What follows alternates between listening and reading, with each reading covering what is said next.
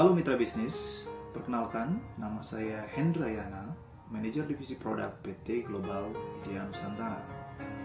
Kali ini saya akan memperkenalkan Anda pada sebuah peluang perencanaan masa depan yang aman, pasti, dan sangat menguntungkan. Hutan tanaman jabon, deposito, dan proteksi masa depan. Tahukah Anda bahwa pohon saat ini sangat berharga? Nah, izinkan saya membawa Anda ke sebuah fakta yang terjadi saat ini di negara kita dan di dunia. Badan Dunia FAO mengestimasikan bahwa sekitar 13 juta hektar hutan alam di seluruh dunia hilang setiap tahunnya. Hutan Borneo yang tadinya begitu lebat saat ini sekian menggundul ya, Bapak Ibu. Bisa kita lihat sejak tahun 1950 hingga 2010 saja hutan ini sudah semakin habis.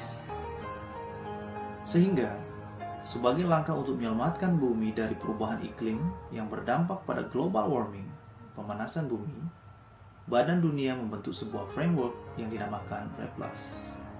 Mitra bisnis, sadarkah Anda bahwa saat ini, kian hari suhu bumi kian memanas? Ya, contohnya, saya hidup di daerah Bandung. Di tahun 1990, kalau kita ngobrol waktu zaman sekolahan dulu, itu masih ada asap-asapnya loh. Ya, seperti itu, kayak berasap ya kalau kita berbicara di pagi hari. Tapi saat ini sudah tidak lagi. Bahkan suhu udara Bandung saat ini sama saja dengan suhu udara Jakarta.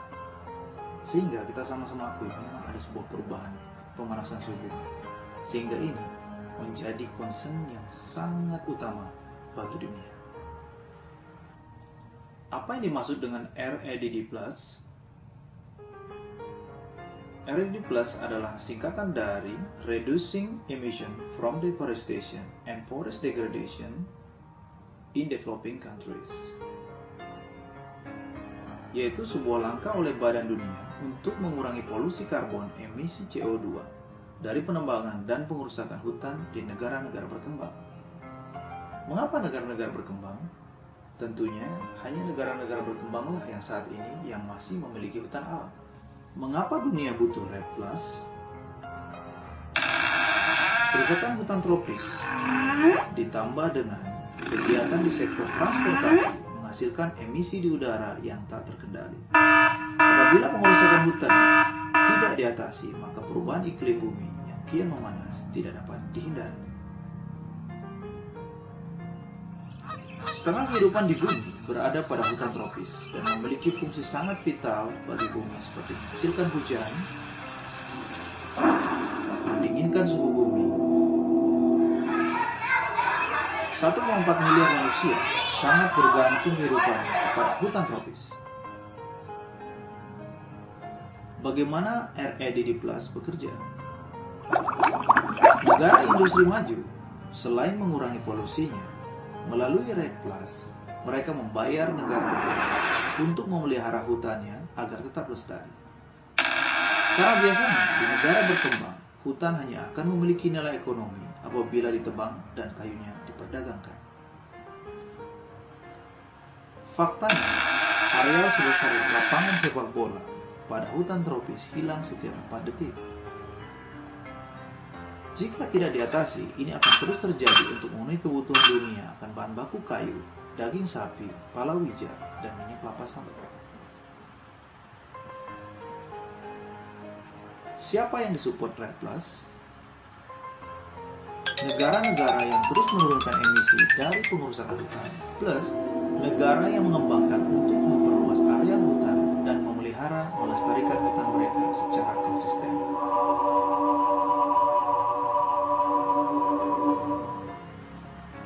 Berapa anggaran REDD+? Untuk menekan pengerusakan hutan hingga 50% pada tahun 2020, REDD+ menganggarkan finansial sebesar 38 miliar US dollar. Wow, suku angka yang sangat besar bukan? Apa respon pemerintah Republik Indonesia akan hal ini? Silakan simak video pidato Presiden berikut ini. In 2010, we signed a letter of intent with the government of Norway to cut emission by reducing deforestation and forest degradation. This is known as REDD+, a concept that was launched in Bali in 2007. In May this year, I instituted a 2-year moratorium on new licenses to exploit natural primary forests and all peatlands. About 2 weeks ago, I signed a decree outlining more than 70 self-funded government programs. This is a demonstration of our commitment to reduce by 26% our projected emission in 2020 under a business-as-usual scenario. At the same time, we are mainstreaming all this perspective and commitment into special development framework.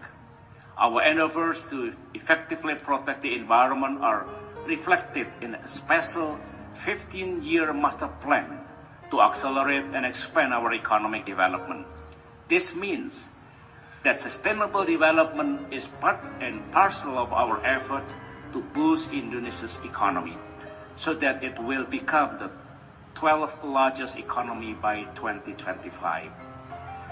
This meeting is of great value of Indonesia.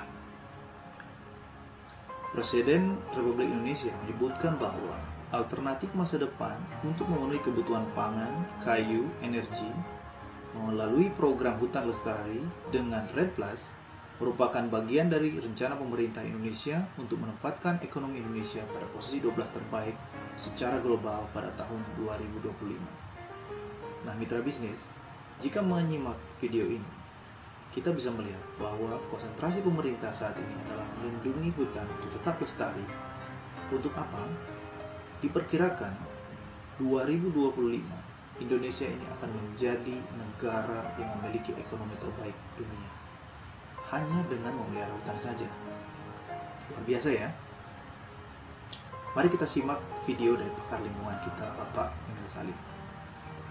Apabila Indonesia berhasil memelihara hutannya sehingga berhasil menampung menyerap karbon, maka pelaksanaan tugas hutan Indonesia menyerap karbon itu kini dapat memperoleh imbalan keuangan. Tadinya tidak demikian. Tadinya hutan Indonesia menyerap karbon dianggap sudah sebagai suatu hal yang gratis. Sekarang, karena hutan semakin langka di dunia, sementara pencemaran karbon semakin naik akibat pencemaran industri, pencemaran energi, dan sebagainya, maka fungsi hutan menyerap karbon mempunyai nilai yang dapat diganti dengan uang.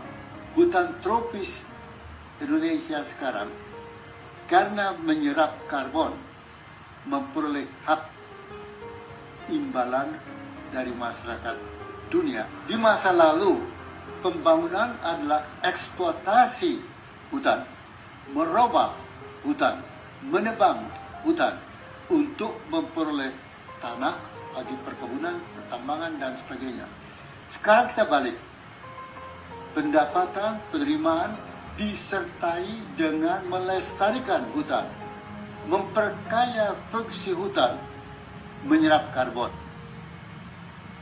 Nah, mitra bisnis, dengan Anda menyimak video dari Bapak Emil Salim tadi, Anda bisa mendapatkan kesimpulan bahwa saat ini akan ada sebuah perubahan tren bisnis, ya, sehingga berakibat kepada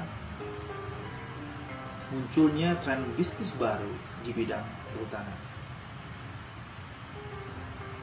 Sebagai langkah konkret dari pemerintah, mari kita simak video berikut ini.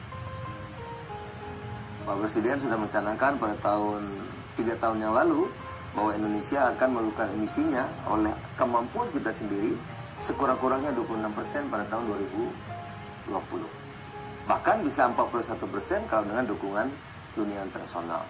Yang pertama, melalui Kementerian Kehutanan, tadi itu program kita stop penebangan. Izin-izin baru tebang pohon stop dulu. Kedua, lahan gambut berapapun dalamnya, stop. Tidak boleh lagi kita konversi. Tidak boleh lagi kita alih fungsikan. Karena gambut ini akan memberikan emisi yang tinggi. Yang kedua, melakukan penanaman, ya, mitigasi, dan adaptasi, penanaman besar-besaran. Alhamdulillah sekarang publik kita, stakeholder yang lain, budaya menanam sudah mendapat sambutan luar biasa. Yang berikutnya, kita mengembangkan industri kayu tetap harus dikembangkan karena butuh kita. Tetapi industri kayu yang berbasis hutan tanaman. Jadi kalau dulu menebang dulu untuk industri, sekarang tidak. Industri harus menanam dahulu. Nah, Menteri Kehutanan menyatakan bahwa pemerintah sejalan dengan REDD+ dengan menghentikan semua jenis penebangan hutan, tidak lagi memberikan izin hak pengolahan hutan atau HPH, memperbaiki hutan dengan melakukan penanaman kembali dalam skala nasional dan dalam jumlah yang sangat besar, dan menggalakkan hutan tanaman untuk mensuplai industri, yaitu tanam dulu baru tebang. Nah, di sini adalah peluangnya. Apa dampak pada industri kayu? Dengan langkanya bahan baku kayu akibat perubahan kebijakan pemerintah, tentunya berdampak pada peningkatan harga pasar kayu yang merupakan peluang bisnis yang potensial untuk dapat mengembangkan hutan tanaman sebagai bahan baku industri. Faktanya, kebutuhan bahan baku industri kayu setiap tahun saat ini mencapai 72 juta meter kubik. Sementara, kapasitas suplai dari hutan alam dan hutan tanaman yang legal hanya mencapai 38 juta meter kubik, sehingga setiap tahun terjadi minus supply hingga 34 juta meter kubik. Nah, mitra bisnis, kalau kita melihat hal ini, berarti bisnis ini sangat potensi. Ya. Fakta yang berikutnya adalah dari sebuah hasil survei melansir bahwa 5 kabupaten di Jawa Barat, industri perkayuan yang ada hanya mampu memenuhi 15,60% kapasitas produksinya diakibatkan kekurangan bahan baku kayu. Nah, sehingga Global Media Nusantara melihat ini sebagai sebuah peluang untuk mengembangkan hutan tanaman. Hutan tanaman memiliki potensi bisnis yang sangat besar di masa kini dan di masa yang akan datang. Namun tidak semua orang merasa yakin memiliki kemampuan untuk menjadi seorang pengusaha di bidang hutan dan perkebunan karena memiliki tantangan dan risiko. Tantangan dan risiko dalam berinvestasi menanam pohon. Proses legalitas lahan memerlukan ketelitian dan keahlian di bidang hukum dan pertanahan untuk menemukan lahan yang legal dan tidak bermasalah. Pemilihan lahan yang ideal membutuhkan keahlian dan pengalaman dalam mengukur kesuburan tanah dan ekosistem. Karena salah memilih lahan berakibat pada target pertumbuhan pohon. Penanaman dibutuhkan cara khusus dan pengalaman dalam memperlakukan tanaman pohon, karena salah perlakuan berakibat pada pertumbuhan. Pemeliharaan untuk mencapai hasil yang maksimal diperlukan intensitas kerja yang intensif, sehingga membutuhkan permodalan dan manajemen kerja yang terkontrol. Manajemen sosial, hal yang paling sangat menentukan keberhasilan adalah mampu bersosialisasi dan bekerja sama dengan masyarakat setempat. Mitra bisnis, beragam tantangan dan risiko tersebut mengakibatkan banyak pihak sungkan menjalankan bisnis ini. Oleh karena itu, Aegis hadir memberikan solusi untuk Anda menjawab tantangan dan risiko berinvestasi menanam pohon. Aegis International Green Investment System adalah penyedia jasa penanaman pohon yang profesional. Lahan Aegis sebagian besar berada di Jawa Barat dengan posisi strategis mendekati industri yang membutuhkan bahan baku kayu, sehingga mempermudah proses distribusi panen. Klaster Aegis terdapat di wilayah Cianjur, Garut, dan Sumedang, yang merupakan lahan-lahan yang sangat berpotensi karena terkenal dengan kesuburan tanahnya. Saya akan mengajak Anda untuk melihat lebih dekat salah satu klaster kita yang berada di Wado, Desa Ganjaresik, Sumedang.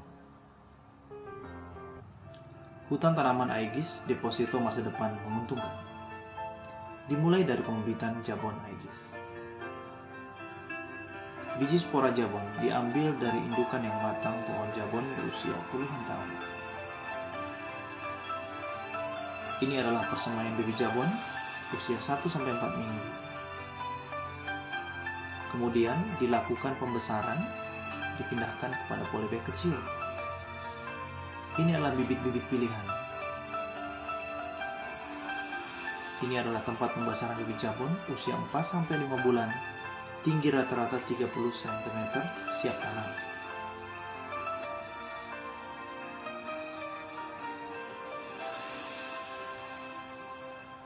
Pengadaan lahan dan standarisasi lahan. Setiap lahan Aegis selalu dilakukan pengukuran kualitas lahan untuk mengetahui tindakan pemupukan yang tepat. Ini adalah